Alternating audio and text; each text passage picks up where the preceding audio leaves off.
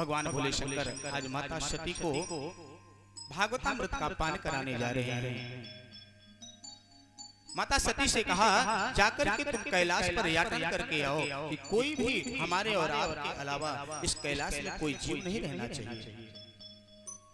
अगर जो भी जीव इस कैलाश पर रहेगा और उस अमृत को पान कर लेगा तो अमृत अमर हो जाएगा। माता सती जाती हैं, पूरे कैलाश पर घूम करके आती हैं, कहीं कुछ भी नहीं है, एकदम शांतिप्रद है। लेकिन एक बिगलित अंडा शुक का पड़ा हुआ है। माता सती ने ध्यान नहीं दिया।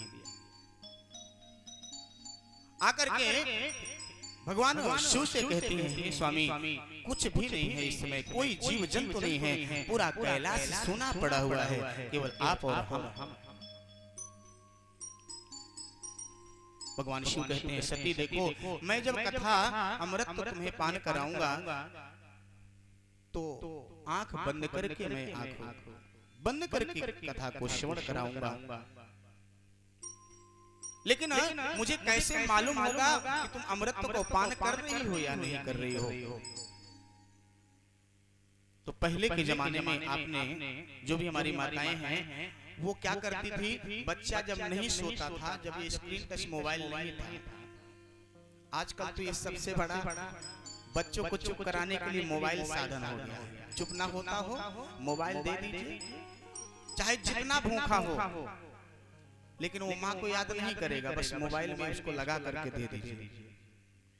तो पहले के जमाने में अगर बहुओं को कुछ काम करना होता था तो सासू के पास में बच्चों को लिटा देती थी और सासू माँ उनको सबको कहानियां सुनाया करती थी, सुनाती थी ना?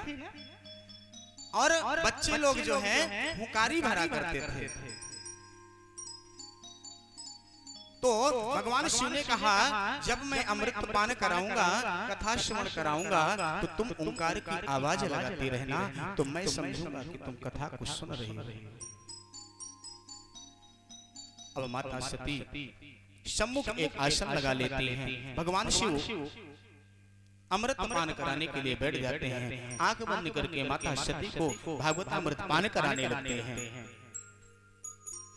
अब आज की तरह अमृत पान नहीं करा रहे थे शिव जी। जैसे पहले दिन शुरू हो गया तो 7 ही दिन बाद विश्राम होना था। हमारे आपकी तरह नहीं कि पता लगा 3 बजा है, बोले हाँ व्यास जी बैठने वाले होंगे, तैयारी बनाओ चलते हैं। 7 बजे फिर यहाँ से पल्लो झाड़ो कथा सुनी और अपने घर गृहस्थी में उसी में मग्न हो गए। कथा निरंतर 7 दिन चलती रही। अब एक दिन कथा विश्राम हुआ, दूसरे दिन की कथा विश्राम हुआ, तीसरे दिन की कथा विश्राम हुई।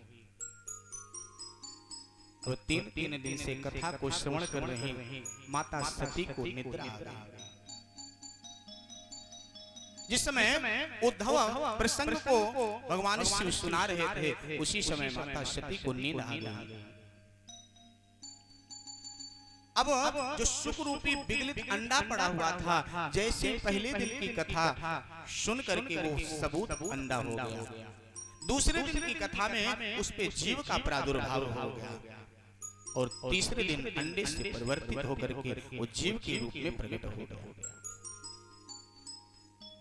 भगवान शिव के चौथे दिन की कथा में जब उसने देखा कि माता सती को नींद आ गई, तो जो सुख रूपी तोता था वो ओंकार की आवाज उसी प्रकार से माता सती के रूप में लगाने लगा। अब जैसे चौथे दिन कथा विश्राम हुई, 5वें दिन हुई, 6ठे दिन हुई, 7वें दिन हुई, और जब कथा विश्राम हुई भगवान शिव ने तेज से जयकारा लगाया, बोली भागवत भगवान की। माता सती की